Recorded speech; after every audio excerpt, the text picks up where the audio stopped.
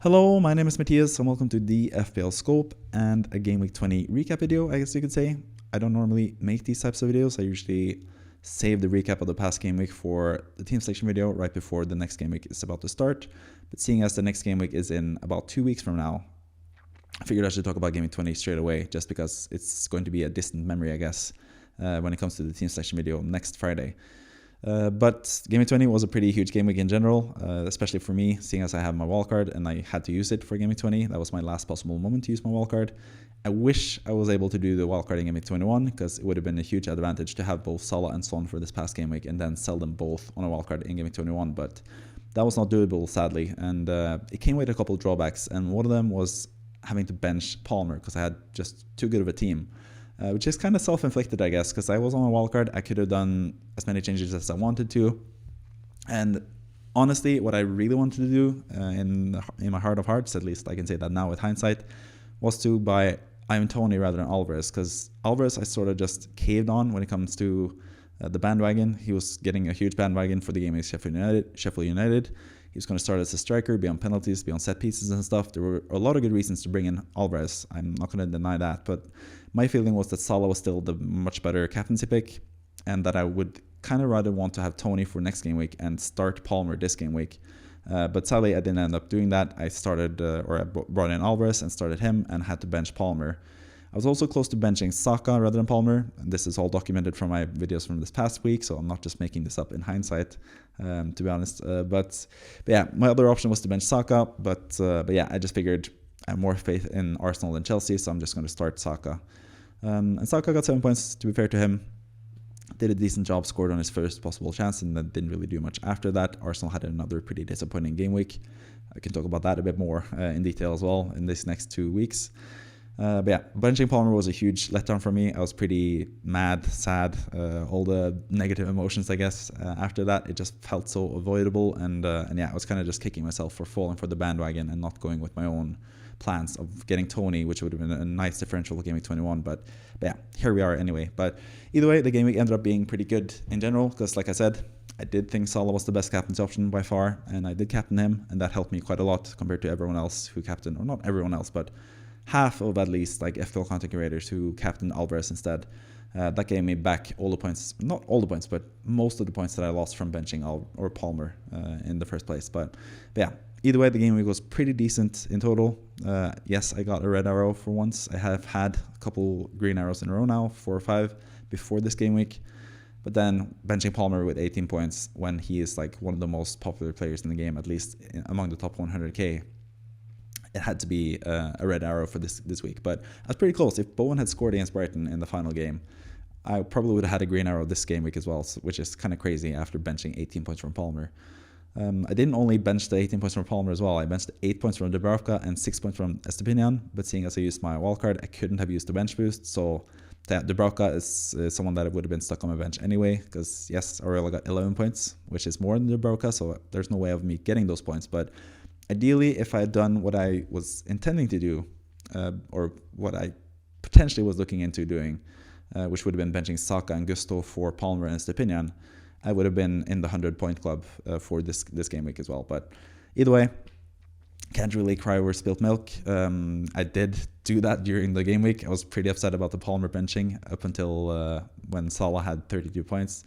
At that point, I was kind of just like, why was I so mad in the first place? This is fine. But either way, like a wise man once said, it's only a game. Why you have to be mad? And I kind of had to take those words to heart because, yes, you can get caught up into FPL sometimes and get too emotional about it. But at the end of the day, it's just a game that's supposed to be about having fun. So if you're not having fun playing it, to be honest, you could just quit it. Which was part of my thinking during this game week as well. I was thinking about just like not quitting this season because there's just too much at stake this season, and I'm doing pretty well so far. But for next season, I'm still not entirely sure if I'm going to play for next season or not, but we'll see about that.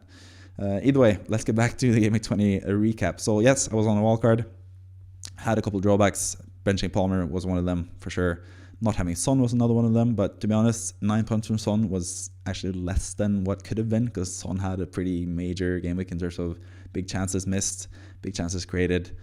Son could have had a much bigger haul, as could Solanke, to be honest, which is another person who was sort of disappointing in my team in terms of points, but in terms of play, he looked really good and really threatening, and I don't regret starting him or keeping him at all, basically. I want to keep Solanke for quite a while, I think, because I think Bournemouth are really good, and Solanke is really good as well.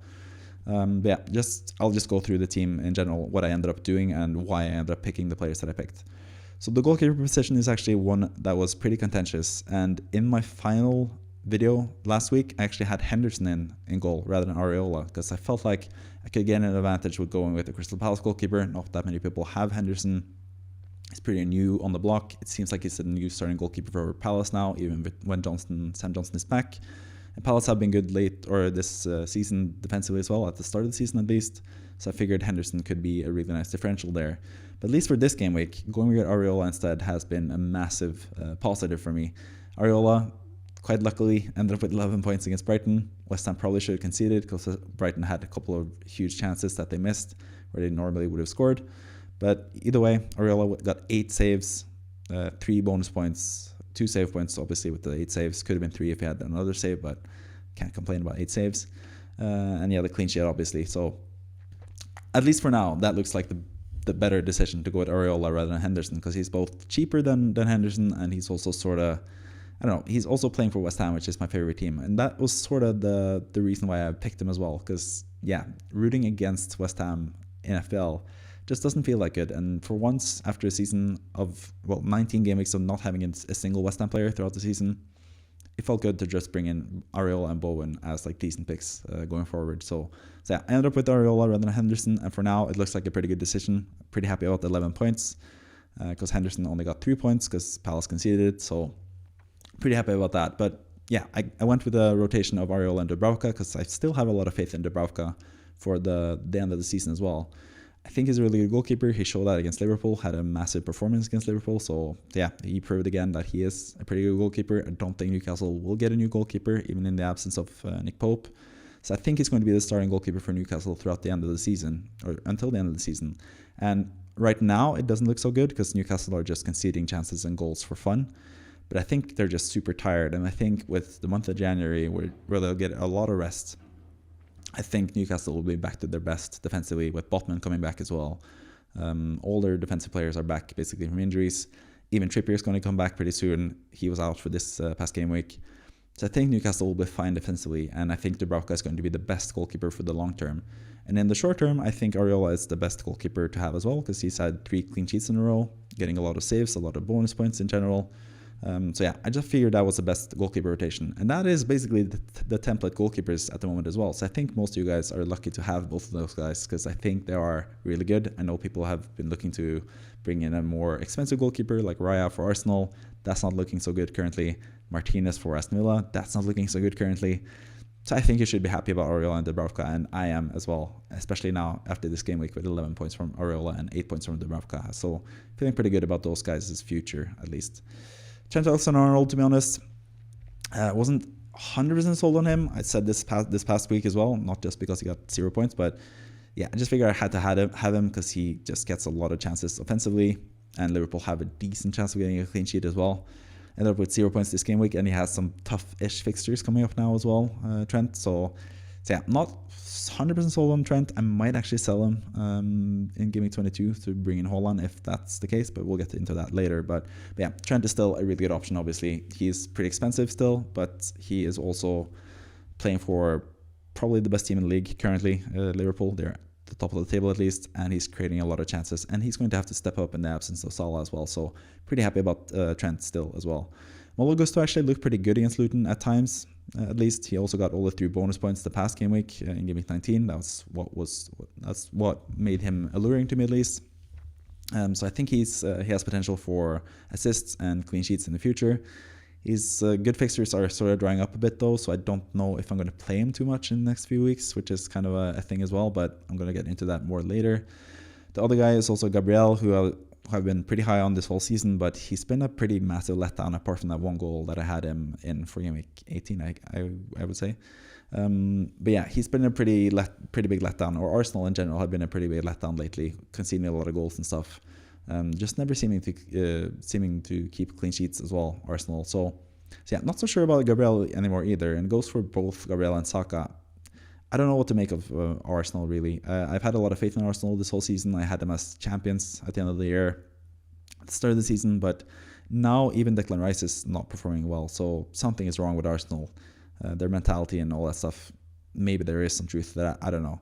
But both Gabriel and Saka, I kind of like not too sold on anymore. But Salah, obviously, I would have been perfectly sold on if he was still in the Premier League. But now he's leaving for AFCON. He's coming back, obviously, at some point. Don't know when that is. Most likely it's going to be game week 23 to 25, somewhere in that range. So I think it's safe to just sell him. And that's what I'm going to talk more about when it comes to the replacements for both him and Son. I'm going to talk about that in the video tomorrow. But yeah, Salah, 32 points, massive score. He was the best captaincy child for me by far, basically, because yeah, they were playing Arsenal, or not Arsenal, they were playing Newcastle at home, and Newcastle have been one of the worst defensive sides in the league lately. Salah, we know how good he is in FPL. He has the most double-digit hauls in 2023 as well. We ended up with the most hauls in 2023. So yeah, he was a pretty easy captaincy choice for me, and I'm really happy that paid off after that first half where he missed a penalty and it looked pretty bad. But yeah, Salah basically saved my game week. So once again, thank you, Salah, the greatest FPL player of all time, and one of the greatest Premier League players of all time as well. It just has to be said. Foden, 12 points, amazing from him. Really happy about him in general. He looks absolutely fantastic. I think he's going to be a nail going forward as well. I just don't think, even with Pep Roulette, I don't think he can bench Foden for an extended period of time now, because Foden is just playing his best football currently and was once again fantastic for Man City against Sheffield United. So pretty excited about Foden. Bowen, not the best game week, but that was also sort of expected, I guess, once we knew that both Kudus and Paqueta would be out for this game week. That was kind of more unclear at the start of the game week.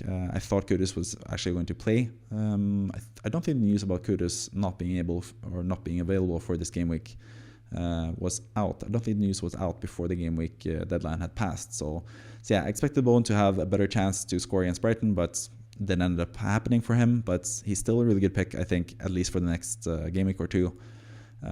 More on that later.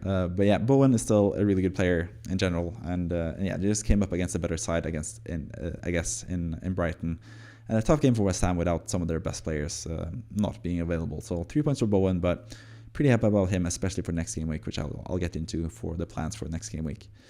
Then we had Ollie Watkins up front, and I had started to lose a bit of faith in him because he had been blanking a bit lately, but this game once again proved that he is just a really valuable asset to have in FPL. 2 assists from him. He's a really underrated assister as well. He's getting assists left and right. He had an assist chalked off in the game against Sheffield United as well. And yeah, Watkins just looks pretty good in general. They have really good fixtures. So yeah, no reason to not have Watkins in your squad currently, I think. And same could be said for Solanke, to be honest, even with the blank. Like I mentioned, he could have had a massive score against the Spurs.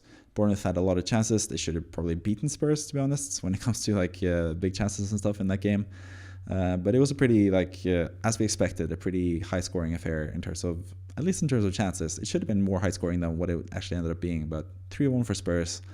Pretty disappointing for Solanke, but I still have a lot of faith in Solanke going forward. So I don't really regret the decision to start him or even vice-captain him like I did with the 2 points. But happily for me, Salah played and got 32 points at least. Alvarez, I'm more not so sold on in the future, obviously because both Kevin De Bruyne, who was on the bench this past game week, and Haaland, who is suspected to be back at least for the bench against Newcastle in game 21.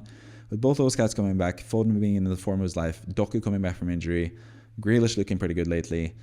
There's just too many good players for Alvarez to be like a safe player going forward. So I think for most of us, with Alvarez in our squads currently and Salah in our squads, the most natural thing to do is to sell Salah for a cheap midfielder and then use the money to upgrade Alvarez to Haaland. So that will depend on the funds that you have available. Maybe you have to go to someone as cheap as Garnacho for 4.7 to be able to afford going for Alvarez to Haaland. But that will obviously come into how you do your transfers this week. But also you have potentially those of you guys watching who still have Son as well.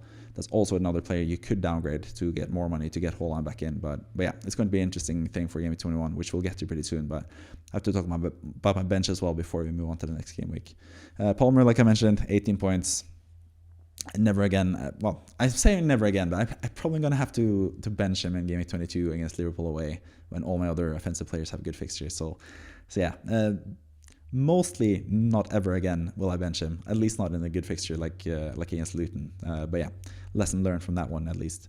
Estupiñán, 6 points. He didn't play that offensively against West Ham because he sort of had to play in like a de facto left centre-back role in a back three for Brighton, but he was still really close. He was just 1 BPS point away from getting 2 bonus points in that game. So yeah, I think he's still an amazing player. Still really happy to have him, especially going forward. I wish I'd started him over Gusto, which I thought about doing, but at the end of the day, didn't expect him to keep a clean sheet against West Ham.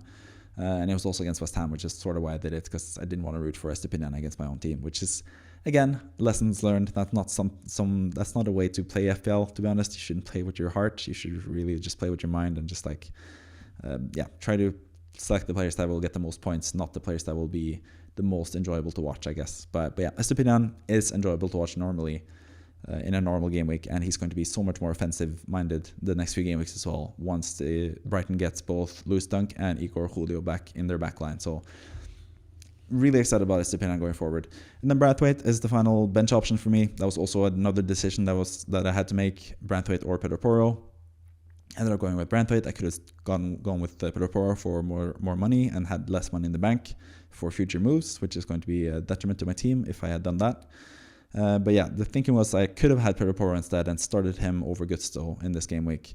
But I would have just gained 2 points from that. So I'm pretty happy about that as well. I'm saving money on Branthwaite. I don't really need Pedro Porro going forward. And my reasoning for not having him in my squad, despite him being like a popular option, is the fact that Spurs concede a lot of goals, which to be honest could change now with Van de Ven coming back into fitness. Romero also just a couple game weeks back, or a couple game weeks away from being back as well. That could change. Maybe Spurs will be better defensively pretty soon. But also the fact that he's going to lose his set piece duties to Maddison, who's also going to be back pretty soon, just led me into thinking that I don't need Porro, at least in the immediate future. But maybe he'll come back pretty soon as well. But yeah, that's basically my team for Game 20. And my score for Game 20, I ended up with 83 points in total, which I'm happy about. Yes, it was a red arrow by 5,000 places. I went down from 60k to 65k. Not too bad. I can't really be that mad about that, especially seeing as I benched Palmer. Should have been a much bigger red arrow, to be honest. And it looked like that for most of the game week until Salah exploded with 32 points. So really thankful to Salah once again. And that leaves me only 33 points behind the top 10k, which is not too bad. It was 30 points, I think, before the start of the game week. So yeah, I'm pretty much in striking distance still, and I don't have Son as well. I don't need to redistribute funds for Son or even Pedro Porro. I have that money in the bank. I have more flexibility going forward, so I'm in a pretty good position with 1,210 points at this current moment in time as well, which is a pretty good score so far. So yeah, pretty happy about my Game Week 20, and I also am pretty happy about my future plans for Game Week 21 as well, which we'll go more into right now, I guess.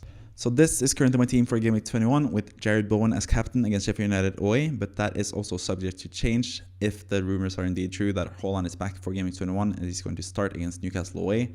Because if he is back starting against Newcastle, he would definitely be my captain in Game Week 21. And to get him into the team, I would have to do a -4. And normally I wouldn't advocate for people doing -4s unless it is for a captaincy change or if it's for someone that you want to captain, basically. And that would be the case for me with Haaland, because Newcastle have been pretty terrible lately defensively. Against Liverpool, they conceded 7.2 or 7.5 expected goals in that game, which is like a Premier League record. Kind of crazy numbers there. So if Newcastle still, we're not going to have that much rest before this game either, because yes, it's 2 weeks between the FPL deadlines, but in between that, Newcastle play Sunderland in the FA Cup, and normally there will be a game where you could rest your players, but now they're playing Sunderland, which is their arch rivals. They're going to have to use some of their best players, and they won't be able to get that rest that they need for the Man City game. So I think Man City will still be able to quite handily beat Newcastle. I think Newcastle will be there for the taking. So if Haaland is back starting in Game 21, he's my priority. And to get Haaland back into the team, I basically have to drop Alvarez out of my front line, because I don't want to sell Solanke or Watkins. I really want to sell Alvarez if Haaland and De Bruyne are back for Game 21, because I think Alvarez would be more of a rotation risk. I don't think Alvarez is going to be a long-term option now with De Bruyne being back. He was in the squad last time around, and Haaland obviously is going to be back starting as well as a striker. So Alvarez would have to leave for Haaland. But that would leave me with negative 4.3 in the bank. So I would have to save some money in a different transfer to get Haaland in. And normally 4.3, getting 4.3 back into your team would be quite difficult. But currently we have the thing with Salah being out for African Cup of Nations. and he's one of the most expensive players in the game. So selling Salah with Haaland in for Alvarez, I actually have 8.5 million in the bank, which leaves me with enough money to get in pretty much everyone I want apart from one player, and that is Kevin De Bruyne, who's 10.2, and I couldn't afford with this current move. I'm going to talk a bit more about De Bruyne pretty soon, but he's obviously not an option for this game week if I want to bring in Haaland for game week 21, so he would have to wait for game week 22 or beyond, but keep that in mind for later. But De Bruyne is one of the players that I can't afford with 8.5 in the bank, and Heung-min Son is the other one, but Son is also someone that I don't want to bring in because he's obviously leaving for the Asian Cup, and he's not going to be back until, game week 23, 24, potentially even game week 25. So I don't really mind the fact that I can't bring in Son either. But apart from that, I can bring in pretty much everyone that I want. Ødegaard is 8.4, so I do actually have enough funds to do that as well, even with Haaland in for Alvarez. But I don't really think Ødegaard is my current priority because Arsenal are looking pretty bad. So probably wouldn't touch him, but he is definitely an option. You could go with one of the Man United guys, Bruno Fernandes, for example. They don't have the best fixture in game 21 against Tottenham, but after that, they have pretty good fixtures. Wolves away is still a pretty tough fixture, to be fair. They don't really have the best fixtures. Man United don't really have to think about them either. So yeah, I shouldn't really dwell too much on Rashford or Fernandes at this point either in the season. But yeah, they are not really that big of a FPL asset, I think, to have currently. James Maddison, however, if he's back from injury, whether that is game week 21 or game week 22, I don't really mind benching my new player in game week 21 because, as you can see from the starting lineup here, all my 7 attackers are really good. I think in general, I don't really want to bench any of them, and I would have the same situation that I had with Palmer this past game week, so I don't really mind the player that I'm bringing in to have a bad fixture for this game week or being out for this fixture like Maddison potentially could be.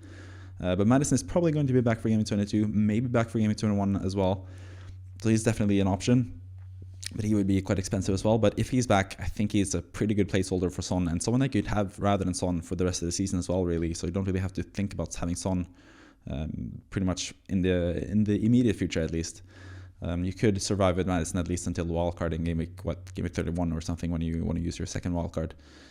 So yeah, Maddison's definitely an option. Salah leaving means that Diogo Jota will have more of an option to get points for Liverpool. He's definitely someone that I would consider as well. Bournemouth away is also a fixture where I could potentially bench him. He's also recently back from injury, so I wouldn't mind benching him here. I could also do have faith in Liverpool and play him rather than Solanke. That is also an option. Solanke would probably be the player that I would drop. Potentially also Watkins. Like the strikers would be the ones that I would look to drop. But I do quite like both Watkins and Solanke in these games, even though it is kind of tough games against the teams from Merseyside. But yeah, Jota either way would be a good option for the future without Salah in the team. It's definitely someone I would consider as well. And then we go quite a bit more down in price, down to Richarlison. And this is quite the interesting point. This is at the price point where I'm actually potentially being able to afford Kevin De Bruyne in game week 22 with this move. So Richarlison as well, Man United away, not the best fixture. It's still a pretty good fixture, so I could potentially start him over Solanke or Watkins. That would be my conundrum for this game week, I guess. But yeah, I don't really know about that decision. But more importantly, in game week 22, where Palmer is probably the one that was with bench again, like I just did, and he had that 18-point return against me. But Liverpool away, I think it's a tough fixture. So this is a game where I would rather have Richarlison, I guess. But this is also, if I buy Richarlison, if I buy someone like Richarlison or someone cheaper, then I would be able to sell Saka, which would be controversial at this point, but he does have some pretty tough fixtures, I think, coming up, and Arsenal are not in a good form or in a good moment currently in FPL. Nottingham Forest away at City Ground has been a pretty difficult fixture in terms of Nottingham Forest being in the Premier League. In general, that's been a tough fixture, and now with Nuno Espirito Santo in, they're looking up a bit better. I think that's a pretty tough fixture. Liverpool at home, not the best fixture either, even though it is at home. Liverpool are away. It's still not the best fixture for Saka. It's going to be a tight game, I think, pretty close to what we had last time around with 1-1. West Ham away. West Ham have kept 4 clean sheets in a row. Not the best game either for Saka. So I don't really think Saka is essential at this point by any means. And yes, they do have Burnley away in game week 25, but that's also the game week where Man City double and Kevin De Bruyne would have 2 matches in that game week. So I think De Bruyne is just a better pick than Saka if he's back fit and if he shows signs of being back, because obviously you need assurances of De Bruyne being sort of back to his best. He is quite old. He's had quite a bit of injuries. I say that he's a bit old when he's about the same age as me, so but either way, but yeah, if De Bruyne proves that he's a decent player currently, then Saka to De Bruyne is something that I would consider. And by buying someone like Richarlison in game week 21 or someone cheaper than Richarlison, I would be able to do Saka to De Bruyne this game week. So this is what that would look like in terms of my team. Having De Bruyne, Foden, and Haaland against Burnley at home just seems like a recipe for success. I think that's going to be like a 7-0 game, so I would really like to have like all the favored City assets in that game. So I think that looks like a really good option, and that's a pretty good case for Richarlison or someone cheaper this game week. So Richarlison is definitely someone that I would consider. Obviously, if I bring in Jota or Madison or someone like that, I couldn't afford De Bruyne for that same price, for the same change of Saka to De Bruyne. So that would leave me without an option to get De Bruyne in Game 22. So maybe I want to have someone at Richarlison's price or cheaper. And Richarlison even is cutting it close because, yeah, as you can see, even Game 22, 0.1 in the bank. With a couple price changes, I wouldn't be able to do that either. So maybe I have to go with someone even cheaper. And my first option with that, at this price point, cheaper than 6.8, which is Richarlison's current price, would be Michael Olise. He is the player that I would look to bring in. So the thing with Olise, though, is that the fact that he has just come back from injury, from a hamstring injury, and he's been basically played into the ground since he came back by Roy Hodgson, and now he's injured again. And Hodgson said that hopefully it's not going to be as bad as the previous injury, and the previous injury held him out from the start of the season until now, basically. So it's not really looking that good for Olise in the future game weeks. So yes, he was my actual favorite option because, yes, I could bench him in Game Week 21. Like I mentioned, I kind of want to have a player that I can bench in Game Week 21 and has good fixtures after that. And Olise certainly fits the bill.